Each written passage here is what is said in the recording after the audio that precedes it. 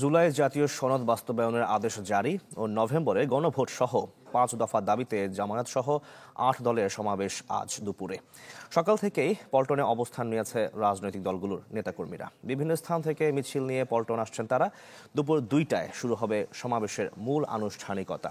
সমাবেশে অংশ নেবেন জামায়াত ইসলামী আন্দোলন বাংলাদেশ, খেলাফতে মজলিস, ডেভেলপমেন্ট পার্টি, নেজামে, জাতীয় গণতান্ত্রিক পার্টি, জাকপা সহ ৮ দলের শীর্ষ নেতারা।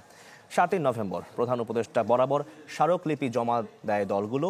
তবে স্মারকলিপি দেওয়ার পরও সরকারের পক্ষ থেকে সাড়া না মেলায় সমাবেশের ঘোষণা দেওয়া হয়।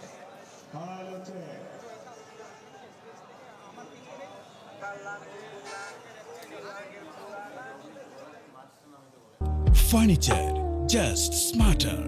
JMG Furniture. দর্শক, যেমনটা বলছিলাম, ৫ দফা দাবিতে জামায়াত সহ ৮ দলের সমাবেশ নিয়ে আমাদের সঙ্গে আরো খবর জানাতে যুক্ত হয়েছেন রাজধানী পল্টন থেকে রমিজ হুসাইন। রমিজ, আমাদের একটু জানাবেন সমাবেশের সবশেষ খবর।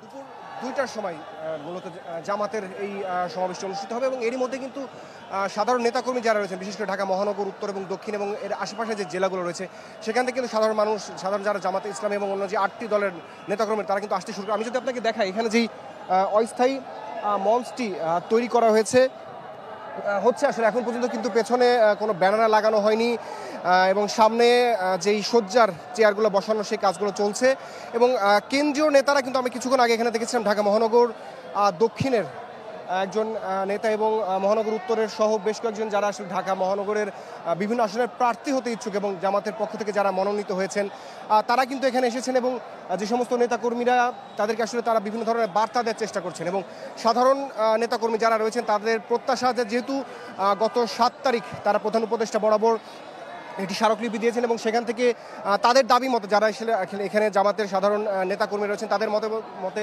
যে সরকার আসলে সেই বার্তাটা ঠিকভাবে গ্রহণ করেনি, তারা আজকের যে সমাবেশ সেখানে একটি বৃহত্তর একটি কর্মসূচি দেওয়ার একটা প্রত্যাশা করছেন এবং এখানে তারা বিপুল মানুষের একটা জনসমাগম ঘটাবেন এবং সেখান থেকে যেই ৮টি রাজনৈতিক দলগুলো রয়েছে, বিশেষ করে বাংলাদেশ জামাত ইসলামী, খেলাফত মজলিস, ইসলামী আন্দোলন বাংলাদেশ এবং জাকপা সহ যে ৮টি দল, সেই ৮টি রাজনৈতিক দলের শীর্ষ নেতারা এখানে বক্তব্য রাখবেন এবং এখান থেকে তারা হয়তো পরবর্তীতে সরকারের কাছে কোনো একটি কর্মসূচি দেবেন এবং সরকারের একটা বার্তা দেবেন। তো এই ছিল এখান থেকে সবচেয়ে তথ্য আমার কাছে।